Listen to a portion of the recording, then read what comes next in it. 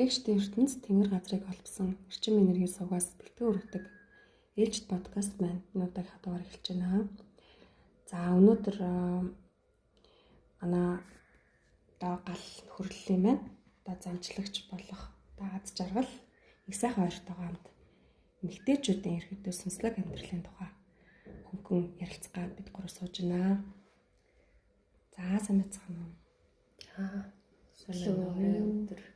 Өдрийн дээ. За тэгэхээр тойрон маань хувьд одоо яг энэ сүнслэг аялал тий сүнслэг энэ замнал одоо хэрхэн яаж эхэлж ив ямар шалтгаанаар эхэлж яваа. За миний хувьд болохоор яг анх би хэн бэ гэдэг асуултаар эхэлж исэн. 10 жилийн өмнө би яг хэн юм бол юу хийх гэж ирсэн бол яг миний хийж байгаа ажил бол тийм сонирхолтой биш. Тийм чин зүрхнээсээ ингэж гардаггүй нэг тийм байсан. Тэгэл нэг өөр хийх дуртай зүйл байгаа даа гэж айгүй хайж бодож подкаст сонсож явдаг байсан. Тэгж жаад нэлээ өөртөөгөө бас ажилласан, хайлт хийсэн. Тэгээд 25 оны 100-аас бодлын эзэн сургалтанд ороод сургалтанд ороход бол эхний ганцхан нэг подкастыг сонсоод ерөөсөө шууд дотроос нэг тийм энэ л юм байна гэдэг мэдрэмж төрөөд тэгээ сургалтанд орсон байгаа. Яг өмнөх өдрөө сонссон байсан. Тэгээ маргааш насны сургалтанд ороод яг тэр мөчөөс бол энэ л байсан юм биш үү гэдэг тийм нэг бүр нэг дотроос гоё оргилсан одоо үгээр хэлшгүй тийм гоё мэдрэмж бол төрж исэн. Тэгээд эмгтээчүүд гэлтгүү ерөн сүнсэн сэрж байгаа хүмүүс гэх юм уу тэр хүмүүс нэг хамгийн анх одоо юу тохиолддог вэ гэхээр миний бодлоор бол нэг тийм яг тэр хүн амьдралд юун дээр ач холбогдол өгдөг тийм юун чухал гэр бүл юм уу мөнгө юм уу ажил карьер юм уу тэр чухал зүйл дээр нь ямар нэгэн тийм одоо сорио уналт юмыг мэдрүүлж иж яг надад юу болоод байгаа юм бол ер нь яагаад ингэж байгаа юм бол гэдэг бодол төрдөг юм шиг санагдсан. Миний хувьд болохоор аюу гэр бүлсэг ер нь бол гэр бүлийн нэгдүгээр тавьдаг.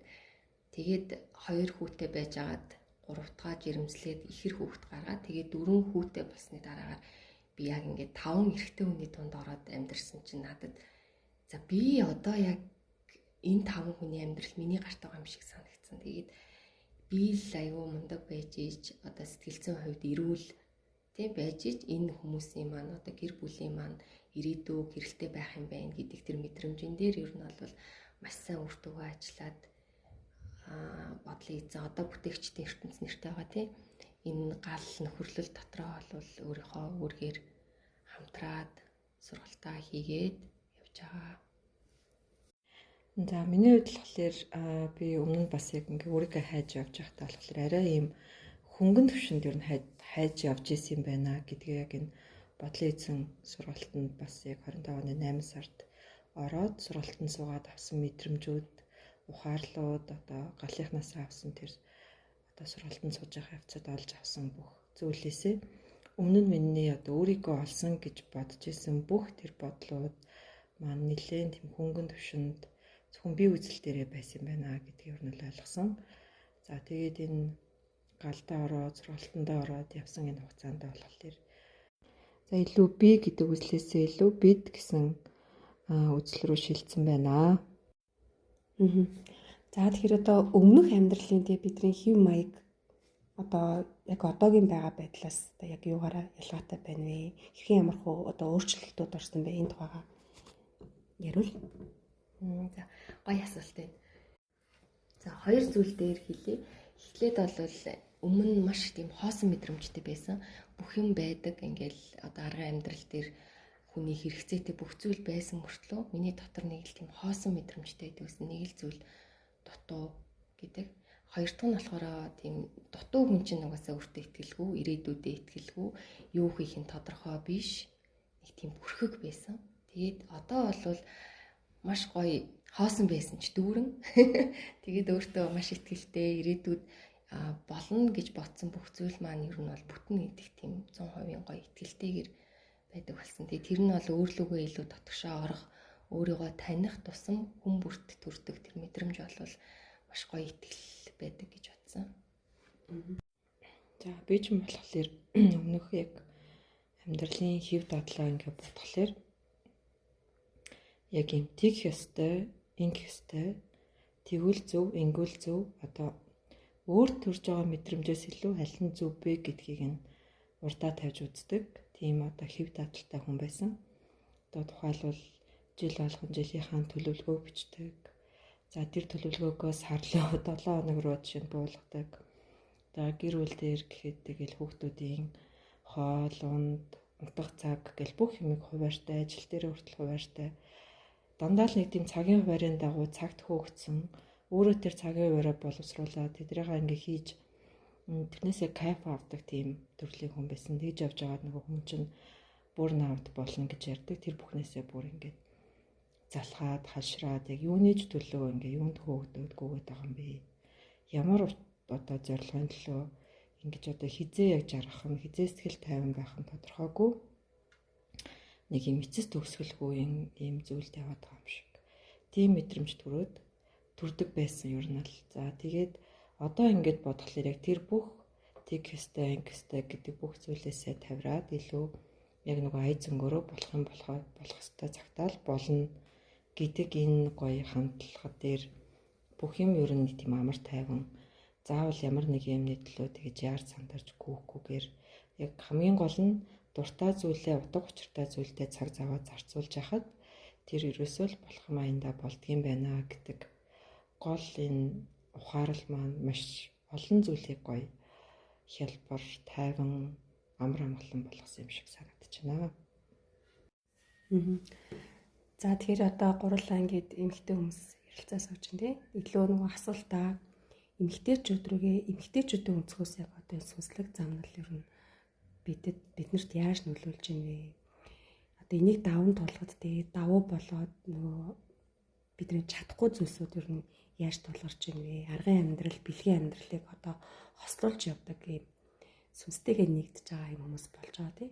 Голцоо одоо энэ сүнсний замнал дээр чинь ингээ нөгөө эрэгтэй хүмүүсээс илүү эмэгтэй хүмүүс төрүүлж ингээ сэрэлтэн явагдаад эрэгтэй хүмүүс нь ардаас нь аргадуулах аргын амьдралаа илүү төлхөө нөгөө өрнүүлэх юм хүч нь болж орж ирж байгаа. Эмэгтэй хүмүүс болохоор тэр аргын амьдралыг дээр бэлгийн чиглэлээс нь ингээд илүү чиглүүлж идэг хүч гэдэг утгаараа төрүүлээд одоо сүнсний сэрэлтэн эмэгтэйчүүдэд илүү их явагдаад байна. За тэгээ эмэгтэйчүүд маань одоо энэ ерөө ингээд чиглээд явхад ер нь ямар голцоо тулгардаг бэрхшээлүүд эдий асуудлууд гардгийн одоо илүү их давж туулахад одоо сорилтууд нь яг юу агаад гэдгийг энэ тухай ярил. За бид нар ч бүгдээрээ гэр бүлтэй ээж ихнэр гэдэг нэг юм хариуцлага хүлээсэн гэр бүлийнхаа мань маш чухал үүрэгтэй хүмүүс гэдэг ингээ өөрсдийгөө маш их үүрэг хариуцлаганд оногдуулсан юм хүмүүс байдаг. Одоо бид нар л байхгүй бол энэ гэр бүлд хин одоо манай гэр бүл үр хүүхдүүдийг хайрлж хамгаалах уу гэд бүх зүйлээ гэр бүлдээ зориулаад өөрөө эцэст нь нэг тийм хаягдсан мэдрэмжтэй ч юм уу хоосорсон өөрөө намайг одоо эргээд хин хайрлах юм гэсэн юм хоосон мэдрэмжүүд ээжүүдэд маш их төрдөг байх гэж бодож байна. Энэ төрж байгаа мэдрэмж маань болохоор эргээд бидний нөгөө хандлага амьдралд хандж байгаа хандлага өөрийгөө хайсан энэ одоо байдлаас эргээд болт юм байна. Тэгээд анх яг энэ сүнсний замнал руу орж байхад ч гэсэн одоо ажиллаа тараад шууд гэр бүл рүү очиод ингээд явдаг байсан тэр хувааруудад өөрчлөлт ороод энэ бяцлагтай цаг хугацаа зарцуулна, заримдаа оройтно. Энэ үеүүдэд эхлээд өөрийгөө айгүйх буруутгадаг тийм. Одоо хүүхдүүдийнхээ хоолыг хийж өгсөнгөө ч юм уу. Гэр бүлдээ цагаа зарцуулахгүй ингээд өөртөө ийм хувьдаа цаг зарцуулаад байгаа нь эхлээд юм нөгөө л нэг гэмтэй мэдрэмж. Өөртөө цаг зарцуулж өөрийнхөө дуртай зүйлийг хийснийхаа төлөө тийм гэмтэй буруутай юм шиг тийм мэдрэмжүүдийг эхлээд авдаг байсан. За тэгээд сүулдэ болохлээрээ тэр мэдрэмжүүдээсээ чөлөөлөгдөөд за эн чинь бол бид нар өөрийгөө хайрласныхаа төлөө өөрийнхөө дуртай зүйлийг хийснийхаа төлөө энэ зөв үнэн замаар явсныхаа төлөө ингэж өөрийгөө буруутгах мэдрэмж димээ юм байна. Энэ бүх мэдрэмж нь ерөөсөө л бидний дотроос байд юм лээ. Бид нар л өөрсдийгөө буруутгадаг, өөрсдийгөө хайрцагладаг, хязгаарладаг. Гэтэл хамгийн сүүлд одоо дуртай зүйлээ хийгээд эмэгтэй өөрөө гэрэлтэй дотроосоо жаргалтай болох үед гэр бүлийн гишүүд, хүүхдүүд, нөхөр энэ бүхнийг ойлгодог. Одоо миний ээж, миний эхнэр ийм дуртай зүйлээ хийгээд өөртөө цаг зарцуулаад явхаараа ийм жаргалтай болд юм байна, бүтэн болд юм байна, харилцаа хандлага нь хүртэл ийм гоё болд юм байна гэдгийг тэр хүмүүс нүдэн дээрээ болон одоо бие сэтгэлээрээ мэдэрч байгаа учраас таныг дэмжин одоо таныг энэ өөрийнхөө дуртай зүйлийг хийгээд өөрийгөө олоод өөрийгөө хайрлаад явж байгаа бүх зүйлийг чинь дэмждэг юм байлээ шүү. Тэгэхээр бид нар л өөрсдийгөө байнга хязгаарладаг, буруутгадаг тэр бодлоосоо ер нь салах хэрэгтэй юм байлээ. Тэгээд бид нар одоо энэ ертөнцид нэг энгийн нэг ээж боловч гэр бүлдээ бүхэл бүтэн ертөнц нь байдгаа гэдэг үг байдаг. Тэгэхээр ээжүүд, эмэгтэйчүүд, эхнэр бид нар ингээд өөрчлөгдөхөд нэг ертөнц бүхэлдээ өөрчлөгдөх боломжтой юм байлээ шүү гэж хэлье. За Азагийн маань хэлсэн яг үнэн бид хэд чинь нөгөө өөрийгөө хайрлаж сураагүй хүмүүс чинь өөрийгөө хайрлах үйлдэл дээр араас нь дандаа өөрийгөө буруутгадаг мэдрэмж авдаг.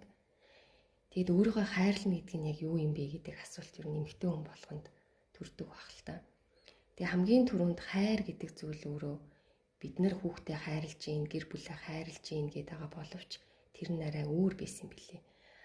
Энэ сургалтаас өмнө бол би яг хайр гэдэг зүйлийг маш их тийм айдастай, эргэлзээтэй тийм нэг буруу талаас нь хайрладаг байсан билээ гэдгийг ойлгосон. Тэгээ одоо бол жинхэнэ хайр гэдэг чинь өөрөө хүлээн зөвшөөрөл, дүүрэн юу одоо нөгөө хүнээ ч гэсэндээ тийм бүрэн хүлээн зөвшөөрч өөр хүн гэдгийг нь ойлгоод тэр хүнийхээ эрх чөлөөг нь өөрөө өгөх нь бидний хувьд яг жинхэнэ хайр юм байна гэдгийг бол маш сайн ойлгосон. Манай нөхрийн хувьд яг дуртай ажиллаа хийдэг. Тэгээ би нөхрөө хараад тэгж боддог ус. Ямар гоё юм бэ? Яг нэг юм дуртай л юм олчих юмсан гэл яг цаг нар хамаагүй маш аз жаргалтайгаар хийдэг. Тэгээд одооноос ингээд өөртөө цаг гаргаад дуртай зүйлээ хийгээд ингээд явхаар манай хүний хувьд бол маш сайн дэмждэг. Тэгээ манай эмэгтэйчүүдийн хувьд бол нөгөө өөрийгөө хайрлах, өөртөө цаг зав гаргах эхний удаад бол хэцүү байдаг. Тэгээ яг дотроосоо нэг энэ сэрэлт явагдаж байгаа юм байна. Эсвэл би өөр нэг зүйлийг хийх ёстой юм байна гэж мэдэрч л байгаа бол энийгээ хийгээд дотроосоо тийм шийдвэр гаргаад тэр маш чухал байдаг. Шийдвэр гаргацсан тохиолдолд бол маш их цаанаасаа гардаг хүүхдүүд, гэр бүл, нөгөө гацаа болоод байгаа бүх зүйлүүд маань цаанаасаа маш гоё зохицуулагдаад ирдэг байгаа. За тэгэхээр сая одоо өөрийгөө хайрлах тухай ярьлаа тий. Эмэгтэй хүн ер нь өөрийгөө хайрлах гэдэг нь яг юу юм бэ? Одоо яаж эмэгтэй хүмүүс өөрийгөө илүү хайрлах юм болоо тий. За эмэгтэйлэг энерги тухай, ус эрчмийн тухай юу ярьдаг. Тэгэхээр энэний тухайд хоёр маань яг юу гэж боддог вэ? Энэ одоо эрэгтэйлэг байх уу, эмэгтэйлэг байх уу, эмэгтэй хүн өөрийгөө хайрлна гэдэг нь ер нь аль эрчим дээр оршихыг хэлдэг юм болоо. Одоо юун дээр анхаарах хэрэгтэй юм болоо? За энэ маань маш өргөн сэдв байгаа тийм. Сүүлийн үед аягүй өөрийгөө хайрлах тухай яригддаг болсон. Тэгээд өөрийгөө хайрлаагүй болвол бусдаас хайр нэхэд идэг. Бусад хүмүүсээс л хайр, хариу нэгжил байгаа болвол та өөрийгөө хайрлаж чадахгүй байна л гэсэн үг. За өөрийгөө яаж хайрлах вэ гэхээр хамгийн түрүүнд жижигхэн зүйлээс л миний хувьд эхлэнэ гэж бодож байна. Эхлээд манай эмэгтэйчүүд бол ингээл саунд ороод дэлгүүр хийсэл тийм юу гэдгийг өөрийгөө ингээд энэ махан бие хайрлах талаар бол мэддэг ба. Хамгийн түрүүнд жижигхэн зүйл миний хэлж ийсэн зүйл бол ерөөсөө яг инх сайхан гэдэг хүн юунд дуртай юм, ямар хоолнд дуртай юм, яг одоо юу хиймээр байгаа гэдгийг өөрөөсөө асууж эхлэх нь маш чухал юм байлээ.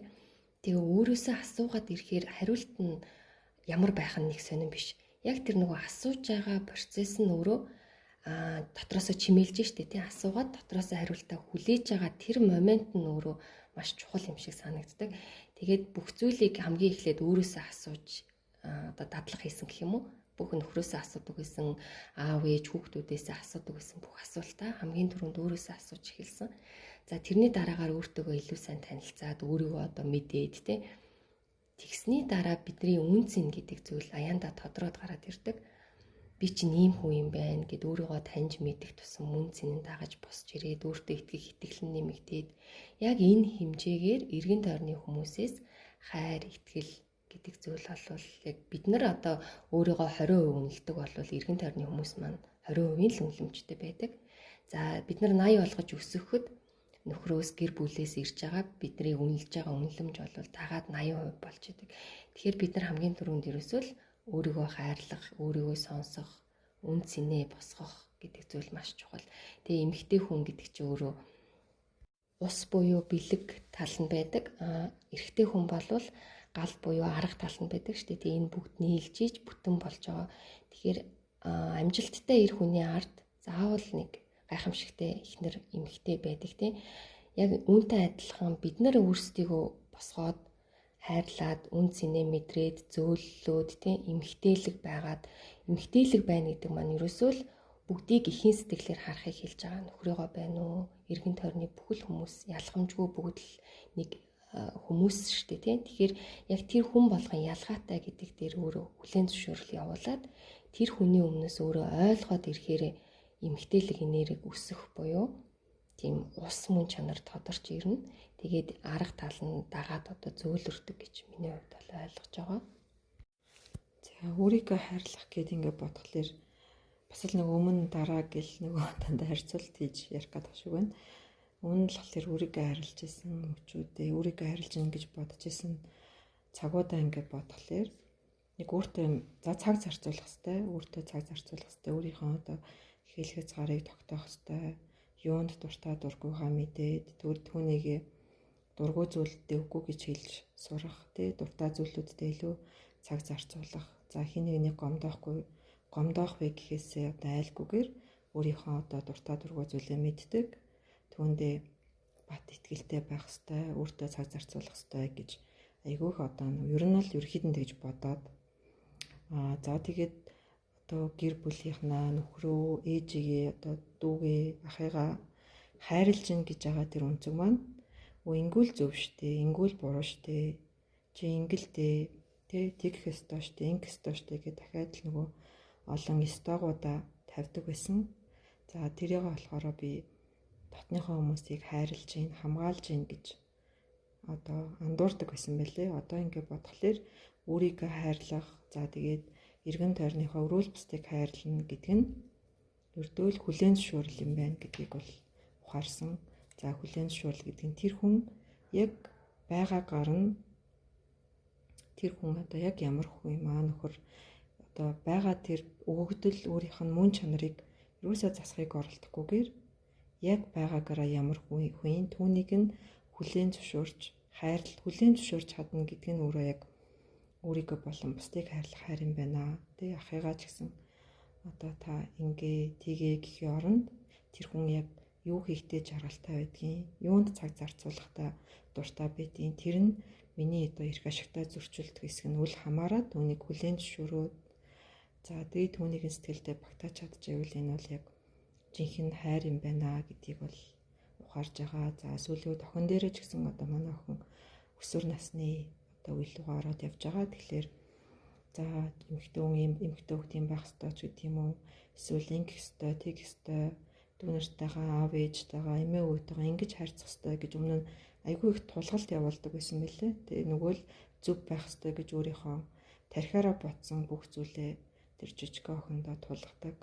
За тэгээ түүнийгээ буруутгадаг. Одоо дургуйцал эсэргүүцлийг нь төрүүлдэг.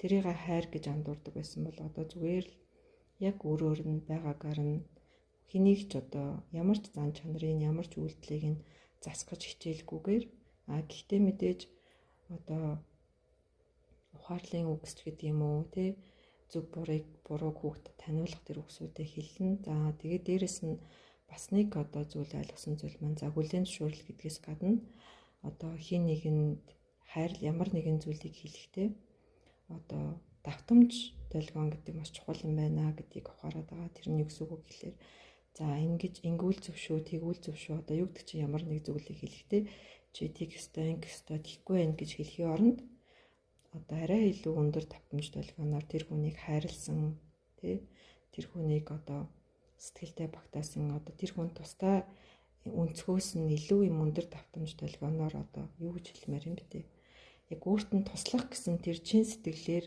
одоо ингүүл чамд хэрэгтэй юм шүү нэг ийм зүйл анзаарагдаад байна ч гэдэг юм уу иймэрхүү арай өөр өнцгөөр нь хэлэх юм бол хүн тэрийг тухайн хүн маш бай зүрхнээс гарсан үгийг бас зүрхэндээ хүлээж аваад илүү их ухаарал авд юм байна гэж ойлгосон. Түүнээс чи текстэй чи ингстэй гэсэн зааварчилгаа яваад ах юм бол түүнийг бол бас хүлээж авдаг юм байна.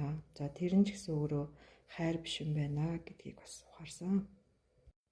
За одоо ийхо тогшоосоо нэг асуулт асууя.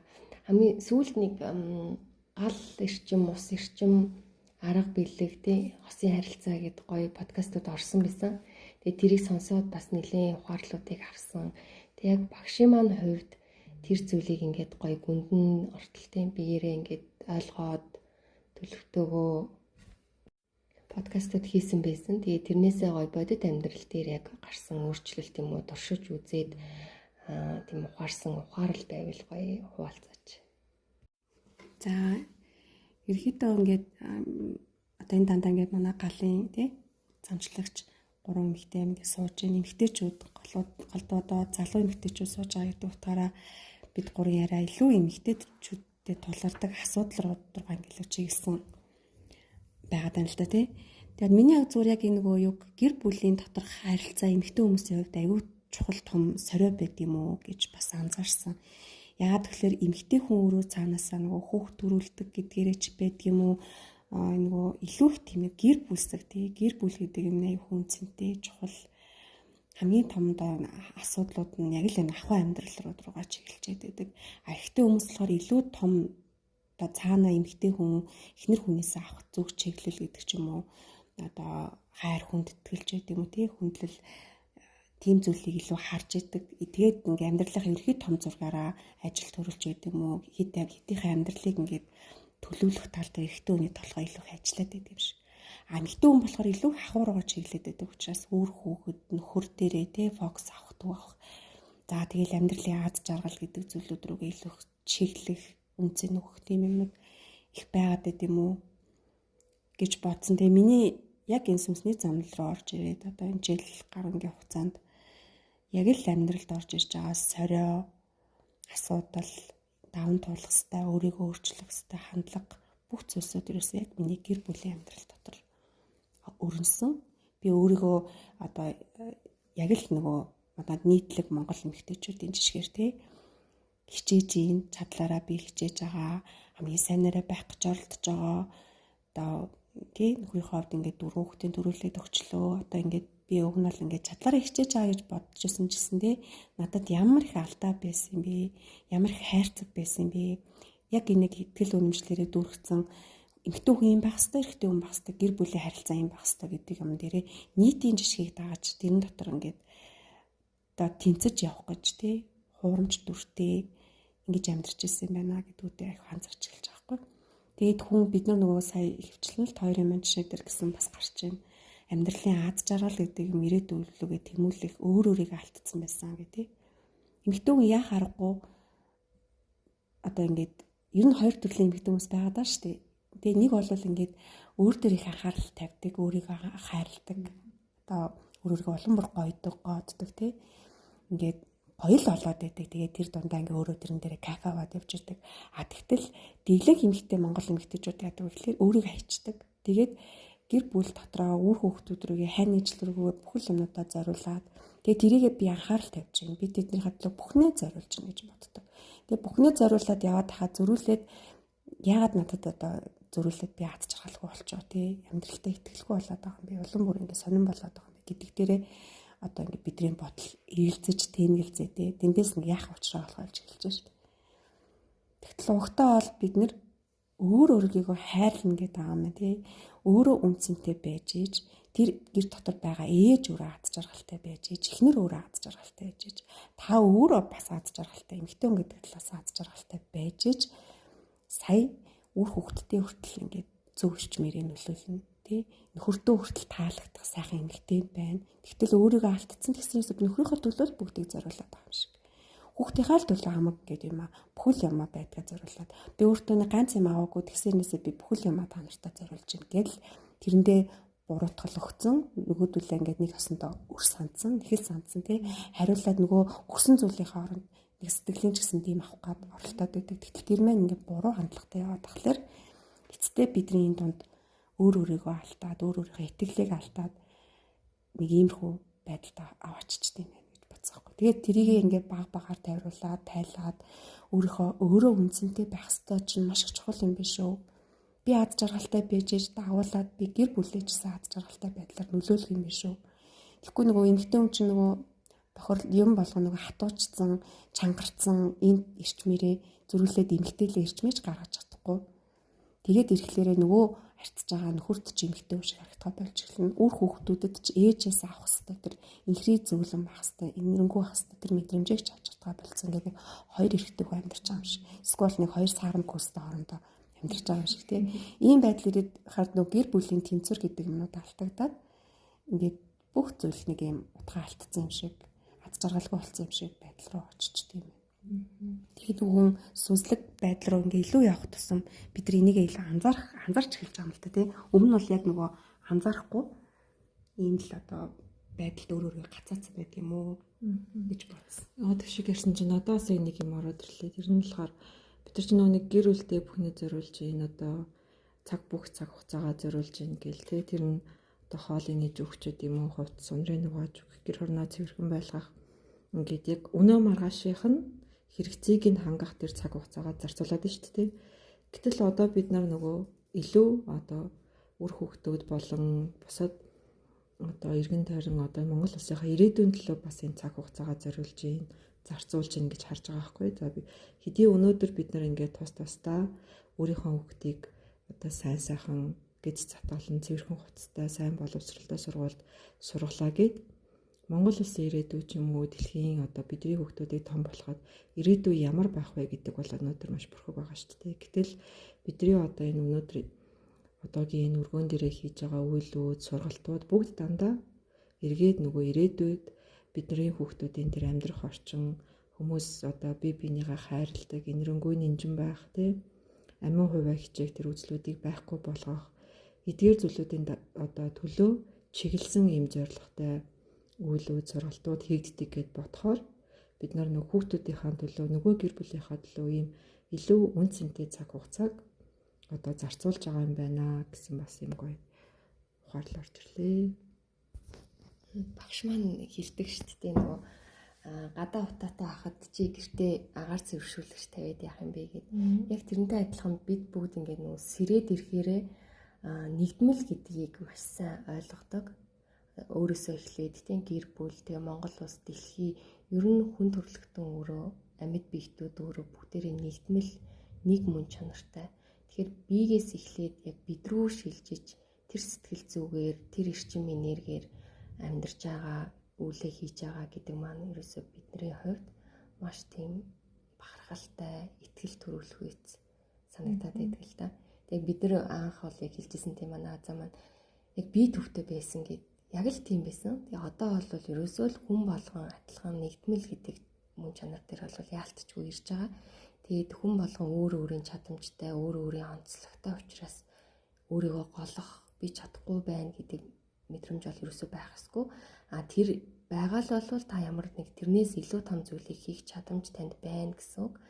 Тэгээд тэрийг ашиглаад Монгол улсад энэ дэлхийдээ тийм чинь гэр бүл дэлхий гэдэгт маань бидний гэр бүл үр хүүхэд орцсон байгаа шүү дээ. Тэгэхээр тэр томоор харж одоо алхам хийх нь маш тийм чухал юм аа гэдэг дээр бол маш сайн бүгдээрээ бид нар нэгдэж чаддаг.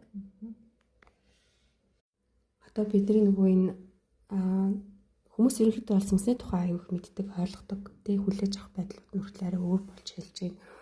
Тэгэхээр одоо энийг ерөнхийдөө үйл үүргээ зүйлийн тухай ярихлаар бас аюу сайн ойлгох байх. Эсвэл одоо манад үйл өөрийн тухай подкастууд байгаа. Тэндээс бас илүү дэлгэрэнгүй таад маань сансаарай. Гал ус мөн чанарын тухай ч гэсэн бас дэлгэрэнгүй ярьсан подкастууд байгаа. Тэндээс бас илүү сонирхож байгаа зүйлүүдээ ягараа. Тэгээд одоо сая бидэд нөгөө энэ гэр бүлийн амьдралын тухай эмэгтэйчүүд тулгардаг асуудлын тухай илүү ярьчин тий. Тэнгүүд эмэгтэй хүн ер нь одоо нөхөртөөгөө ямар одоо хувь тавилангийн хөвгтлөөр холбогдсон байт юм бэ? Энэ тухай ярихлаар яах аргагүй үйл өргөдөг зүйлийн тухай ойлгох хэрэгтэй болно. Бид нэр цаанаасаа зүгээр нэг шалтгаангүйгээр хийнэгтэй гэр бүл болоод амьдралаа нэгтгээд ингэ явчихдаггүй.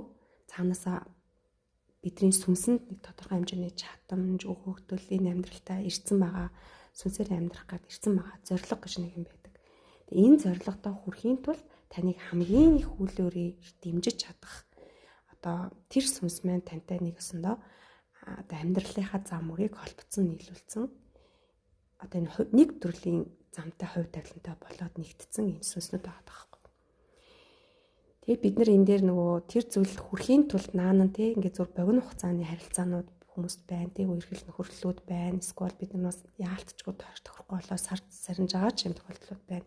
Тэр дунд бол угаасаа хүнд туршлагаараа тууллаараа амьдрал үзэж харах хэвээр, туулах хэвээр тэр зүйлүүд тэр хүнээр дамжаад орж ирээд буцаад амьдралаас нь гарсан юм тохиолдлууд байдаг. Тэгтэл хүнд насан туршийн хань гэж юм байна тий. Хувь тавилангаар заяа найнууд гэж ярьдаг. Тэр шиг ингээд амьдарсан, холбогдсон ийм хоёр хүн байна. Тэр хоёр хүний цаана хоёр сүнслээ тий.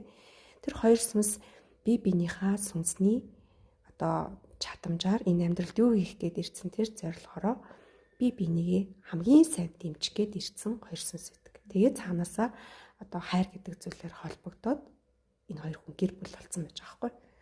Тэгтэл бидний нөгөө нэг энэ сүнсээ ойлгоогүй амьдралд яадаг вэ гэхээр энийхээ эсрэгийг бид нар хийдэг. Цаанаасаа сүнсээрээ таталцаад нийлцэрнээсээ наад нөгөө хүнийхээ тархиныхаа амьдрал дээр болохоор маш их төгжээтэй, баригдмал, гацаатай байдаг болохоор эрэгтэй эмэгтэй хоёр хүмүүсийн хооронд нөгөө нэг хоёр сүнсний маань хамгийн дээд дээрээ нийлэмж нь доод дээр ороод ирэхээр зөрчил маргаан болж хувирч байгаа байхгүй. Би бинийг ойлгохгүй. Тэгээд тэрэн дээр зөрчил маргаан үүсэж байхын цаана ерөөсөө л тэр сүнснийхаа нэгдэл дээр очиол гэдэг сорио яваад байгаа сорилт.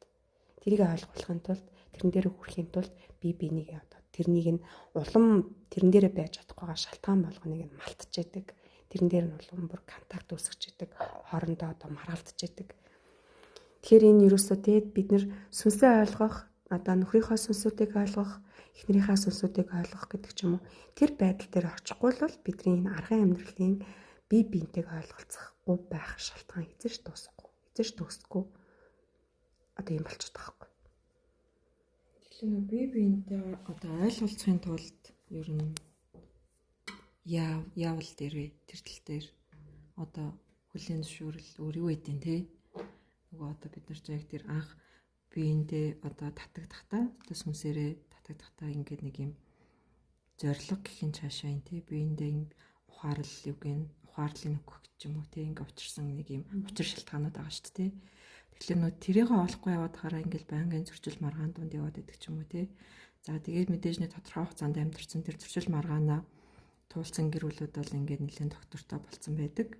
Гэхдээ тэнд бас ингээд нэг ухаарлууд арай гүнзгий төвшөнд ингээд харилцах. За зарим нь бол үнэхээр бие бинийгаа ингээд ойлгоод үнэхээр гүнзгий төвшөнд ярилцаад ойлгоцсон хосууд байдаг.